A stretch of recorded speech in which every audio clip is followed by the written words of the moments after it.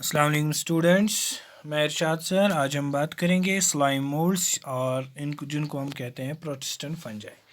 Slime moulds किसको हम कहेंगे बेटा? स्लाइम मोल्ड्स में हमारे पास क्या आते हैं, यानी ये हमारे पास कंज्यूमर डिकम्पोजर प्रोटिस्टेंट्स हैं, या इन्हीं को हम स्लाइम मोल्ड्स भी कहते हैं, या इन्हीं को हम प्रोटिस्टेंट फंजाई भी कहते हैं। बेटा समझ आई बात? क्या कहा मैंने, आज की क्लास में हम डिकम्पोजर यानी कंज्यूमर डिकम्पोजर प्रोटिस्ट्स पे बात करेंगे, जिनको हम स्लाइम मोल्ड्स कहते हैं या प्रोटिस्टेंट फंजाई कहते हैं। स्लाइम मोल्ड्स क्या है? स्लाइम मोल्ड्स में जो है इनके पास कैरेक्टर्स होते हैं, दोनों एनिमल्स के भी और फंजाई के भी। इसीलिए जो है इनको कॉमनली हम कहते हैं फंगस एनिमल्स। क्या कहते हैं बेटा? कॉमनली हम इनको क्या कहते हैं? फंगस एनिमल्स, क्योंकि इनके पास दोनों कैरेक्टर्स होते हैं, एनिमल्स यानी फंजाई के भी और एनिमल्स के भी। ये एक साइंटिस्ट था जिसका नाम था एंटोन डी बैरी। 1887 में इन्होंने इनको रिलेट किया एनिमल्स के साथ और नाम दे दिया माइसीटोजोआ। क्या दिया नाम बेटा? माइसीटोजोआ। किसने? Anton de Bary 1887 related them to animals, called them Mycetozoa, जिसको हमने ग्रीक वर्ड माइक्स से निकाला है, यानी फंजाई, और जून को कहते हैं एनिमल्स। ठीक है बेटा। उसके बाद एक माइकोलॉजिस्ट था जिसका नाम था मैकब्राइड। मैकब्राइड 1889 में इन्होंने इंक्लूड किया इसको डिवीजन माइक्सोमाइकोटा में। किसमें? माइक्सोमाइकोटा में, जिसको माइक्सा मीन्स हो गया स्लाइम, माइक्स मीन्स हो गया फंजाई। लेकिन मॉडर्न बायोलॉजिस्ट जो है उन्होंने स्लाइम मोल्ड्स को किंगडम प्रोटिस्टा के अंदर रखा और इनको नाम दिया प्रोटिस्टेंट फंजाई। इनको क्या दिया बेटा नाम? प्रोटिस्टेंट फंजाई। और यही क्या करते हैं बेटा? ये कॉन्स्टिट्यूट करते हैं एक ग्रुप जिसमें लगभग कितने स्पीशीज हैं? 600 स्पीशीज इसके अंदर होते हैं। स्लाइम मोल्ड्स कहाँ पे होते हैं बेटा? स्लाइम मोल्ड्स जो है नॉर्मली एक मॉइस्ट हैबिटेट में रहते हैं, जहाँ पर ज़्यादातर ऑर्गेनिक डिकेइंग ऑर्गेनिक फूड होता है। लेकिन कुछ स्पीशीज़ इनमें एक्वाटिक भी हैं। और स्लाइम मोल्ड्स जो हैं उनके मोड ऑफ न्यूट्रिशन जो है हेटेरोट्रॉपिक मोड ऑफ न्यूट्रिशन है, यानी ये दोनों हैं, सेप्रोट्रॉपिक भी फैगोट्रॉपिक भी। तो इनको क्लोरोफिल नहीं होता है, लेकिन इनको बाकायदा जो है प्लाज्मा मेम्ब्रेन होती है, यानी इनको लपेटा होता है। किसने बेटा? प्लाज्मा मेम्ब्रेन ने। स्लाइम मोल्ड्स जो हैं ये दोनों हैं, कलर्ड भी हैं, कलरलेस भी। लेकिन जो ये पिगमेंटेड फॉर्म्स हैं उनमें क्रीमिश कलर होता है, येलोइश होता है, ऑरेंज होता है, या ब्राउन होता है, या रेडिश होते हैं। और ये पिगमेंट्स जो हैं, पिगमेंट्स इनके अंदर क्या होते हैं? उनको ट्राईसाइक्लिक एरोमेटिक कंपाउंड्स और उनके डेरिवेटिव्स यानी एंथ्रासीन, एंथ्राक्विनोन्स, ये इनके अंदर बेटा पिगमेंट्स हैं। क्या कहा बेटा मैंने कहा इनमें हमारे पास 600 स्पीशीज़ हैं, ज़्यादातर मॉइस्ट टेरेस्ट्रियल हैबिटेट पे रहते हैं, जहाँ तक ज़्यादा डिकेइंग ऑर्गेनिक फूड होता है। कुछ और एक्वाटिक हैबिटेट भी होते हैं, इनका मोड ऑफ न्यूट्रिशन हेटेरोट्रॉफिक है। स्लाइम मोल्ड्स कलर्ड भी होते हैं और कलरलेस भी होते हैं। और इनमें जो है दोनों सेक्चुअल और एसेक्चुअल मोड ऑफ रिप्रोडक्शन जो है बेटा देखी जाती है। और ये प्रोड्यूस करते हैं स्पोर्स, लेकिन किसके अंदर? स्पोरेंजियम के अंदर। विद इन स्पोरेंजियम मतलब हो गया, स्पोरेंजियम ही मैम एक केस को कहते हैं जिसके अंदर हमारे पास स्पोर्स होते हैं। और उन स्पोर्स के पास ऊपर जो है सेल वॉल होता है जो सेल्यूलोज का बना होता है। बेटा समझ आई बात? और इन्हीं स्लाइम मोल्ड्स के हमारे पास दो टाइप्स हैं। स्लाइम मोल्ड्स के दो टाइप्स हैं, एक को हम कहते हैं ए सेल्यूलर, दूसरे को हम कहते हैं सेल्यूलर। ए सेल्यूलर को हम बेटा प्लाज्मोडियल स्लाइम मोल्ड्स भी कहते हैं। प्लाज्मोडियल स्लाइम मोल्ड्स यानी हमारे पास स्लाइम मोल्ड्स के ही अंदर दो कैटेगरीज हैं, एक को हम कहते हैं ए सेल्यूलर और दूसरे को हम कहते हैं cellular. Under a cellular we have plasmodial slime moulds, यानी उसको हम ए सेल्यूलर भी कहते हैं। ये कौन है बेटा? ये वो मोल्ड्स हैं जिनके पास डिप्लॉयड नेकेड मल्टीन्यूक्लियड प्लाज्मोडियम होता है इनके सोमैटिक फेज में। क्या कहा बेटा मैंने? ये वो मोल्ड्स है which possesses diploid naked multinucleate plasmodium उनके सोमैटिक फेज में, और spores with cellulose covering for dispersal and formation of haploid swarm cells, जिनको हम कहते हैं myxamoebae for sexual reproduction. क्या कहा बेटा मैंने, यानी ये वो मोल्ड्स हैं जिनमें डिप्लॉयड नेकेड मल्टीन्यूक्लिएट प्लाज्मोडियम होता है सोमैटिक फेज में, और फिर स्पोर्स जिनकी कवरिंग सेलुलोज की होती है और उन्हीं को डिस्पर्स किया जाता है और उससे वहाँ पे क्या बन जाती है, हैप्लॉइड सेल्स, जिनको हम स्वार्म सेल्स या मैक्स एमीबा कहते हैं। तो ये प्लाज्मोडियम जो है बेटा, प्लाज्मोडियम क्या है, ये एक डिप्लॉयड मल्टीन्यूक्लिएट प्लाज्मोडियम है जिसको बाहर से होती है कवरिंग प्लाज्मा मेम्ब्रेन की। प्लाज्मोडियम को प्रोटेक्ट करते हैं इंजरी से, यानी जब प्लाज्मोडियम को इंजरी होगी उस इंजरी से इसको बचा देता है एक शीट जो उसको ऊपर से बाहर यानी बाहर होता है, जिसको हम कहते हैं शीट ऑफ स्लाइम। क्या कहते हैं बेटा, शीट ऑफ स्लाइम। और प्लाज्मोडियम का साइज जो है वो हमारे पास less than 1 mm² to 1 micro square. So plasmodium जो है बेटा, इसकी न्यूट्रिशन जो है दोनों है, सैप्रोट्रॉफिक भी और फैगोट्रॉफिक भी, और ये क्रीप करता है ओवर द सबस्ट्रेटम, यानी बेटा जिस पे ये अटैच होगा, जिस पे ये रहता होगा उसको हम सबस्ट्रेटम कहते हैं, और उस सबस्ट्रेटम पे ये क्रीपिंग करता है with the help of pseudopodia, और वन टाइप ऑफ प्लाज्मोडियम जो है जिनको वेन्स नहीं होती है उसको हम कहते हैं प्रोटोप्लाज्मोडियम। क्या कहते हैं बेटा उसको, प्रोटोप्लाज्मोडियम। और एक प्लाज्मोडियम है जिसके पास ब्रांचेड वेन्स होते हैं, उसको हम कहते हैं फेनेरियोप्लाज्मोडियम। क्या कहते हैं बेटा, फेनेरियोप्लाज्मोडियम। इसके बगैर हमारे पास प्लाज्मोडियम जो है बेटा इंजरी के टाइम पे डिवीजन करता है, दो और दो से ज़्यादा प्लाज्मोडियम बनाते हैं, उसको हम कहते हैं प्लाज्मोटॉमी। क्या कहा बेटा मैंने, प्लाज्मोटॉमी किसको कहते हैं, यानी जब इंजरी करता है प्लाज्मोडियम को डिवाइड होता है दो या दो से ज़्यादा प्लाज्मोडियम में, उसको हम क्या कहते हैं, उसको हम प्लाज्मोटॉमी कहते हैं। या हमारे पास प्रीनेशन में भी ये जाता है, यानी ये सर्वाइव करता है from year two year by vegetative means, यानी जब इसको फेवरेबल कंडीशंस आ जाती है, जैसे अनफेवरेबल कंडीशंस जैसे ड्रॉट कंडीशंस पड़ती है या ज़्यादा सर्दी पड़ती है, प्लाज्मोडियम जो है डिवाइड हो जाता है, बनाता है दो टाइप्स, यानी उनको कहते हैं प्रीनेटिंग स्ट्रक्चर्स। क्या कहते हैं उनको बेटा, प्रीनेटिंग स्ट्रक्चर्स। एक को हम उसमें सिस्ट कहते हैं, यानी सिस्ट जो है प्लाज्मोडियम डिवाइड करता है इनटू स्मॉल मल्टीन्यूक्लिएट फ्रैगमेंट, और हर एक फ्रैगमेंट के पास सिक्रीट करता है एक थिक कवरिंग बनाता है सिस्ट। दूसरे को हम कहते हैं सिक्लेरोशियम। तो क्या कहा मैंने बेटा, जब अनफेवरेबल कंडीशंस होती है प्लाज्मोडियम डिवाइड होता है दो टाइप्स ऑफ प्रीनिएटिंग स्ट्रक्चर्स में, यानी जो अनफेवरेबल कंडीशंस में रह सकते हैं। एक को हम सिस्ट कहते हैं, दूसरे को हम सिक्लेरोशियम कहते हैं। सिस्ट जो है डिवाइड होता है, प्लाज्मोडियम डिवाइड होता है छोटे मल्टीन्यूक्लिएट फ्रैगमेंट में, हर एक फ्रैगमेंट सिक्रीट करता है एक थिक कवरिंग, तो बनाता है एक बेटा सिस्ट। इसी तरीके से सिक्लेरोशियम कभी कभार पूरा प्लाज्मोडियम जो है सिक्रीट करता है एक थिक कवरिंग अपने इर्द गिर्द अराउंड इटसेल्फ, और उसी को हम कहते हैं सिक्लेरोशियम और सिस्ट जो है डॉर्मेंट रहते हैं फ्यू मंथ से ईयर्स तक, और जब भी फेवरेबल कंडीशंस वापस आ जाती है सिस्ट या सिक्लेरोशियम जो है वहाँ से रिलीज हो जाता है मल्टी न्यूक्लिएट प्लाज्मोडियम। ठीक है बेटा।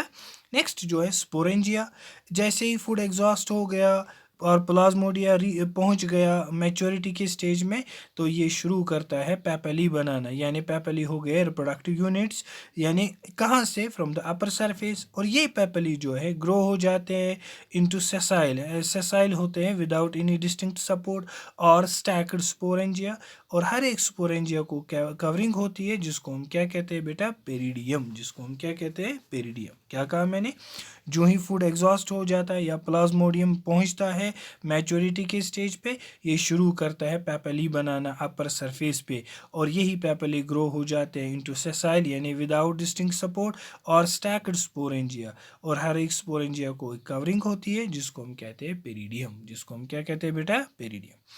उसके बाद नेक्स्ट जो इनका पॉइंट है यानी इनका कैरेक्टर है वो फॉर्मेशन ऑफ स्पोर्स है।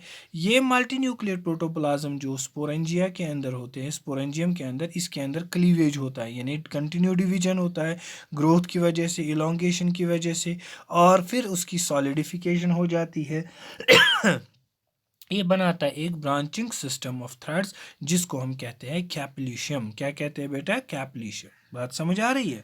सो बेटा हमने कहा मल्टी न्यूक्लियर प्रोटोप्लाज्म जो है स्पोरेंजियम का, उसके अंदर क्लीवेज हो जाता है और ग्रोथ हो जाती है, इलोंगेशन हो जाती है, सॉलिडिफिकेशन हो जाती है, बाद में ये एक ब्रांचिंग सिस्टम ऑफ थ्रेड्स बनाता है जिसको हम कहते हैं कैप्लिशियम। और बाद में जो ही ये स्पोर यानी फॉर्मेशन बन गई स्पोर्स की, फिर ये स्पोर्स लिबरेट हो जाते हैं। यानी जब फुली मैच्योर्स जो है स्पोर मैच्योर स्पोरेंजियम वॉल जो है, यानी जब स्पोर्स मैच्योर हो जाते हैं, वॉल जो स्पोरेंजियम का है ये बर्स्ट हो जाता है। बर्स्ट होने के बाद वहाँ से स्पोर्स रिलीज हो जाते हैं और ये स्पोर्स जो है फिर डिस्पर्स हो जाते हैं हवा में। और कुछ स्पोर्स इसमें जो है यानी स्पोर्स ऑफ सम स्पीशीज जैसे फिलिगो सेप्टिका कॉज एलर्जिक रिएक्शंस। क्या कहा बेटा मैंने? यानी when fully mature wall of sporangium जो है तब बर्स्ट हो जाता है और वहाँ से रिलीज स्पोर्स हो जाते हैं और ये स्पोर्स डिस्पर्स हो जाते हैं एयर में। और बेटा कुछ स्पीशीज जो है जैसे फिलिगो सेप्टिका ये एलर्जिक रिएक्शंस भी करते हैं। उसके बाद हमारे पास और एक बात है बेटा, मियोसिस की बात करेंगे।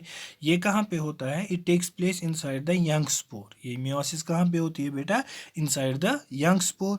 और डिप्लॉयड न्यूक्लियस जो है मियोसिस बन हो जाती है डिप्लॉयड न्यूक्लियस को, जिसके ज़रिए से 4 हैप्लॉयड न्यूक्लियाई बनते हैं। क्या कहा बेटा मैंने? Meiosis takes place inside the young spore और डिप्लॉयड न्यूक्लियस जो है उसको क्या हो जाती है? मियोसिस, और बनाता है 4 हैप्लॉयड न्यूक्लियाई। क्या बनाता है बेटा? 4 हैप्लॉयड न्यूक्लियाई। उसके बाद बेटा हमारे पास जर्मिनेशन हो जाती है स्पोर्स की। यानी जब स्पोर किसी सूटेबल सबस्ट्रेटम पे पड़ गया और जहाँ पे इसको सारे फेवरेबल कंडीशंस हो मिलेंगी और ये हर एक स्पोर जो है जर्मिनेट हो जाता है, यानी जहाँ पे वाटर अवेलेबल होगा। जो ही जर्मिनेशन हो जाएगी जनरली जो है स्पोर जनरली रिलीज होता करता है तब एक बाइफ्लैजिलेट स्पेंडल शेप्ड स्वार्म सेल और नॉन फ्लैजिलेटेड मैक्स एमीबा। बेटा अगेन मैं करूँगा बात, यूं ही ये स्पोर्स किसी जगह पे पड़ गए यानी किसी सबस्ट्रेटम पे पड़ गए जहाँ पर फेवरेबल कंडीशंस होंगे यानी वाटर अवेलेबल होगा, ये स्पोर जर्मिनेट होगा और on germination spore generally release करता है 1 बाइफ्लैजिलेट स्पिंडल शेप्ड स्वार्म सेल्स और नॉन फ्लैजिलेट मैक्सोएमीबा। ठीक है बेटा। उसके बाद बनता है बेटा फॉर्मेशन ऑफ प्लाज्मोडियम। अब जो जाइगोट है ये क्रीप करता है किसके ओवर द सबस्ट्रेटम और फीड करता है बैक्टीरियाज पे, यीस्ट पे या बाकी ऑर्गेनिक मैटर पे, और फिर आहिस्ता आहिस्ता से ये साइज़ में ग्रो हो जाता है और डिप्लॉयड न्यूक्लियस जो है जाइगोट को का उसकी डिवीजन हो जाती है यानी mitotic division, repeated mitotic division, जिसके वजह से हमारे पास जाइगोट जो है ग्रेजुअली चेंज हो जाता है into multi nucleate amoeboid structure जिसको हम कहते हैं प्लाज्मोडियम। क्या कहा बेटा मैंने? जाइगोट क्रीप करता है ओवर द सबस्ट्रेटम और फीड करता है बैक्टीरिया पे, यीस्ट पे या बाकी ऑर्गेनिक्स मैटर पे, फिर ये ग्रो होता है साइज में और डिप्लॉयड न्यूक्लियस जो जाइगोट का है उसमें रिपीटेड माइटोटिक डिवीजन होता है और जिसकी वजह से ग्रेजुअली जो है जाइगोट चेंज होता है into multi nucleate amoeboid structure जिसको हम कहते हैं प्लाज्मोडियम। मैंने यहाँ पर स्लाइड पे बेटा डायग्राम दिखाई है जिसमें हमने स्पोरेंजियम भी दिखाया है किसको कहते हैं, कैप्लिशियम भी किसको कहते हैं, कॉलुमेला किसको कहते हैं, स्पोर्स कैसे होते हैं, स्टैक किसको कहते हैं, हाइपोथैलेस किसको कहते हैं। So this was all about acellular slime molds. Now we are going to discuss cellular slime molds. What are cellular slime molds? Cellular slime molds occur in humus, यानी जो भी हमारे पास ऊपर की वह डैम्प सॉइल में लेयर होती है उसको हम ह्यूमस कहते हैं। इसमें हमारे पास बेटा सोमैटिक फेज जो है रिप्रेजेंट करते हैं किससे? बाय हैप्लॉइड एंड यूनिन्यूक्लियेट सेल से जिसको हम कहते हैं मैक्सोएमीबा।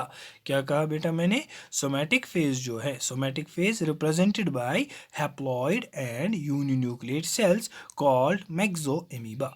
और मैक्सोएमीबा क्या होते हैं? ये यूनिन्यूक्लियेट होते हैं, एमीबा लाइक सेल्स होते हैं और इनमें सेल वॉल भी नहीं होता है और इनको ऊपर से कवरिंग की होती है प्लाज्मा मेम्ब्रेन की, और ये मूव करते हैं जैसे एमीबा मूव करता है उस तरीके से इनकी एमीबॉयड मूवमेंट्स होती है।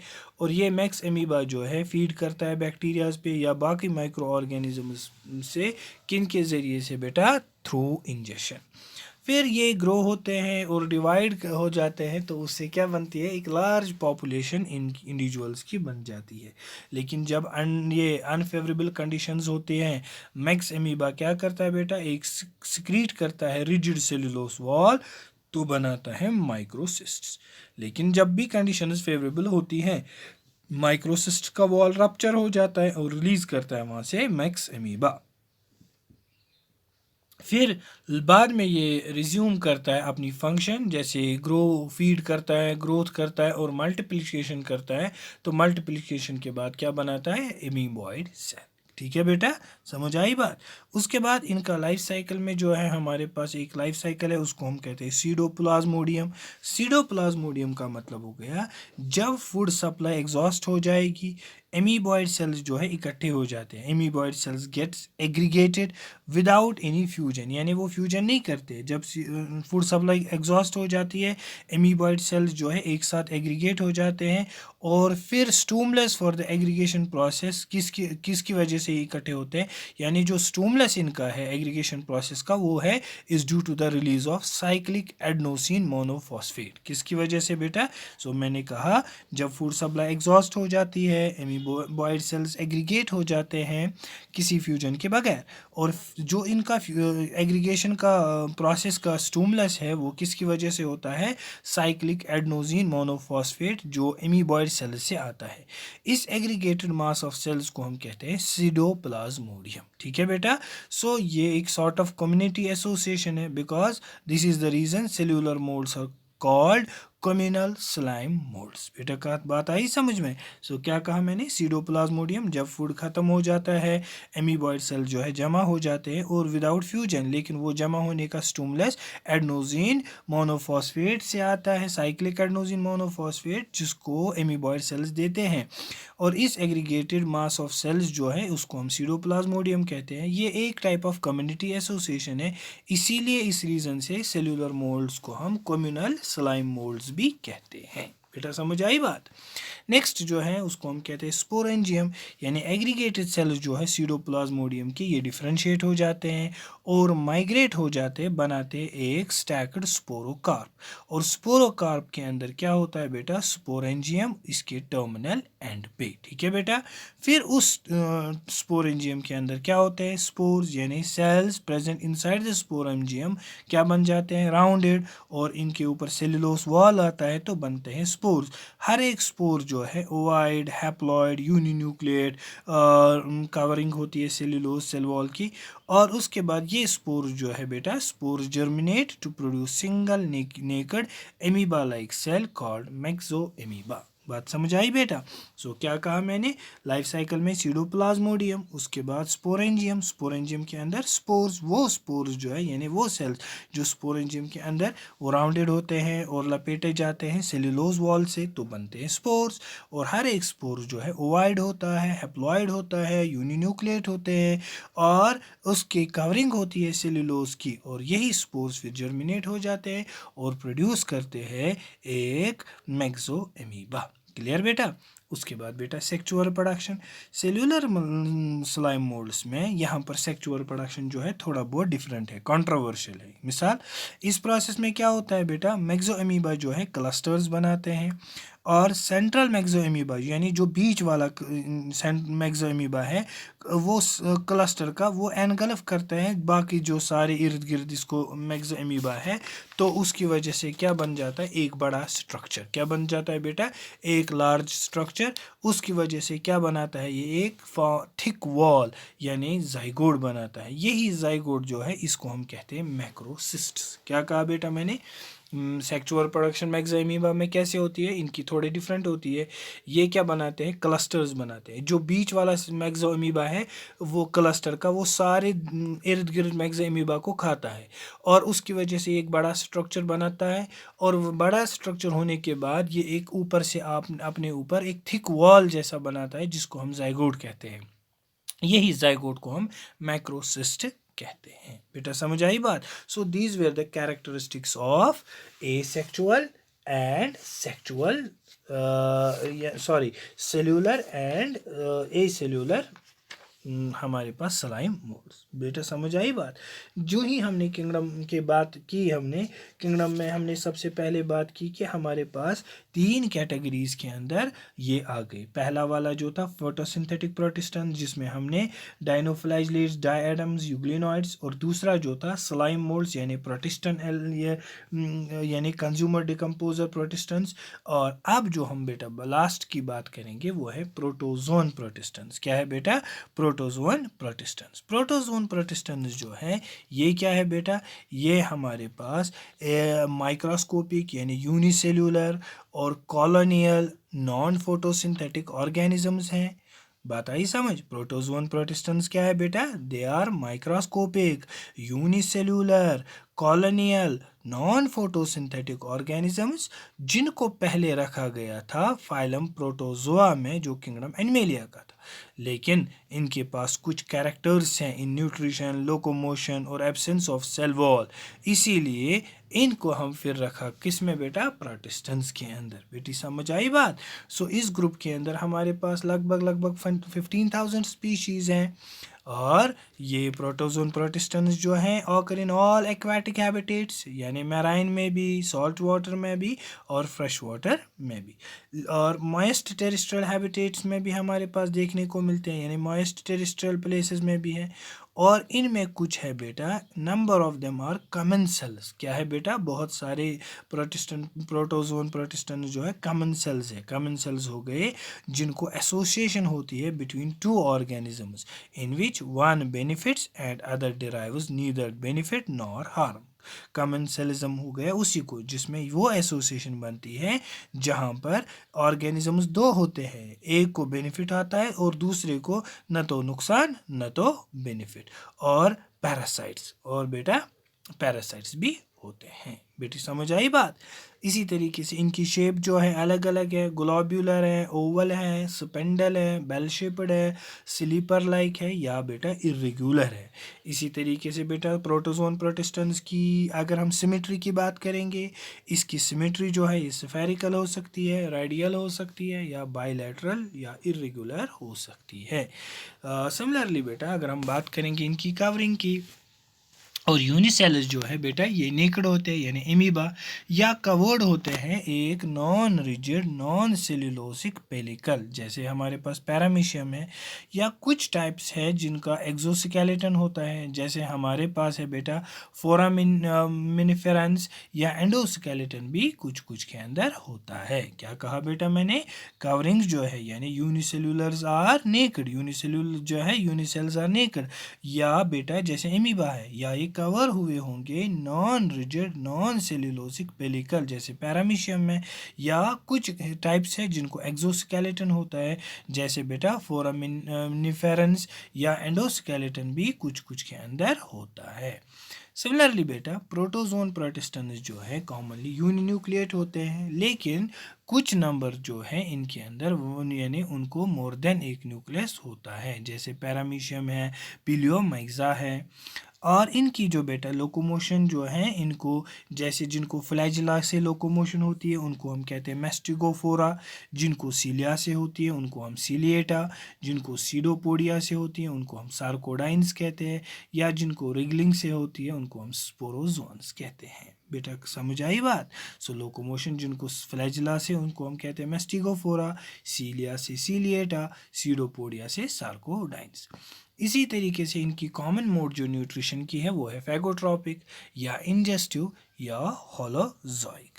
लेकिन बेटा इसके अंदर हमारे पास इन्हीं में हमारे पास प्रोटोजोन प्रोटिस्टेंट्स में कुछ जो है पैरासाइट्स है, जैसे मोनोसिस्टिस, ये हमारे पास इनकी ये किस में है? ये पैरासाइट फॉर्म में आती है। और इनका जो रिजर्व फूड है वो कॉमनली ग्लाइकोजन होता है, और वेस्ट मटेरियल जो है बेटा ये थ्रो करते हैं अपने जिस्म से नॉर्मली जनरल सरफेसेस से, या as well as along the contents of contractile vacuole, यानी उस कंट्रक्टाइल वैक्यूल से फिर वापस बाहर छोड़ देते हैं। और उसके बाद बेटा इफेगी आपको मैंने सेल में भी पढ़ाया है, यानी अनडाइजेस्टेड फूड मटेरियल जो है are thrown out in phagotropic form, उसी को हम क्या कहते हैं बेटा, यानी इफेगी यानी सेल वोमिटिंग भी। बेटा समझ आई बात।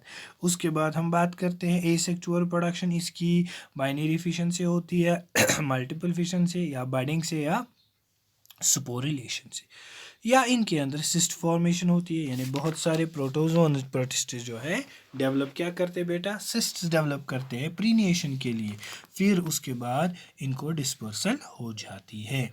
सेक्सुअल प्रोडक्शन जो है ये भी परफॉर्म की जाती है किसके ज़रिए से, यानी through the fusion of gametes, यानी सिंगैमी, या कंजुगेशन, यानी इसका मतलब प्रोटोजोन प्रोटिस्टेंस में हमारे पास किसके ज़रिए से, यानी फ्यूजन ऑफ गैमीट्स या कंजुगेशन के ज़रिए से हमारे सेक्सुअल प्रोडक्शन दिखने को मिलती है। अगर अब हम इसकी क्लासिफिकेशन की बात करेंगे प्रोटोजोन प्रोटिस्टेंस की, it is based on locomotory organelles. हमारे पास कितने बेटा, ये हमारे पास किस बुनियाद पे है बेटा, लोकोमोटरी ऑर्गेनेलीज के बुनियाद पे। देयर आर 4 क्लासेस, हमारे पास कितने क्लासेस है बेटा, टोटल 4 क्लासेस है हमारे पास। एक को हम कहते हैं मैस्टिगोफोरा, दूसरे को हम कहते हैं फ्लैजिलेटा या जू फ्लैजिलेटा, यानी जो लोकोमोशन करते हैं थ्रू फ्लैजिला, और यानी मैस्टिगोफोरा।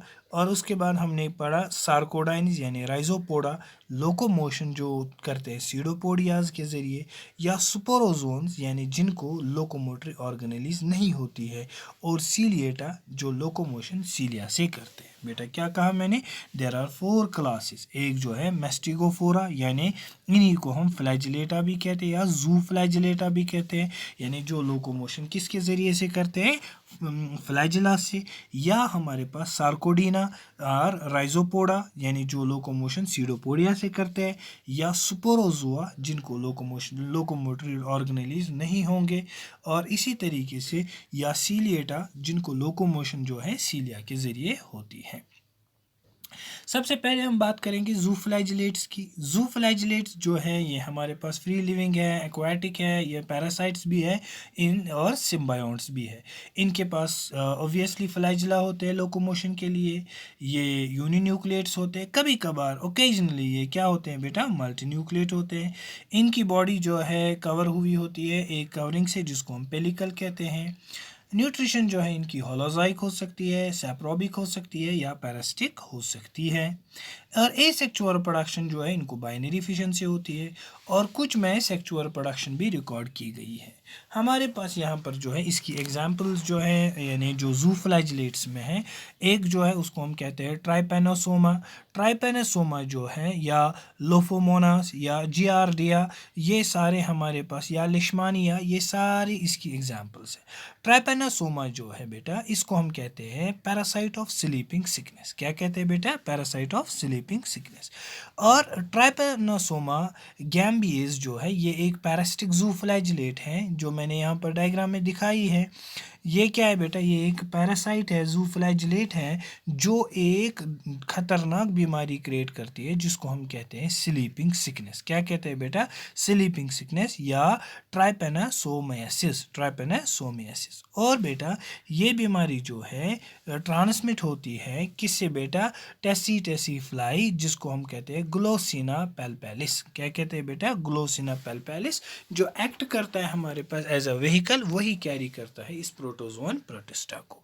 इसमें क्या क्या होता है, जिसको ये स्लीपिंग सिकनेस बीमारी होती है बेटा, उसको फीवर होते हैं, चिल्स यानी ठंड लगती है, वोमिटिंग होती है, या इसके ग्लैंड्स एनलार्ज होते हैं। और उसके साथ अगर क्रोनिक स्टेज देखेंगे, पैरासाइट जो है एंटर हो सकता है सेरेब्रोस्पाइनल फ्लूइड के अंदर, और ये डैमेज करता है ब्रेन को, और पेशेंट जो है बेटा लेथार्जिक हो जाता है, यानी उठ नहीं पाता है और अनकॉन्शियस, और लास्ट में बेटा इसको डेथ हो जाती है। समझ आई बात।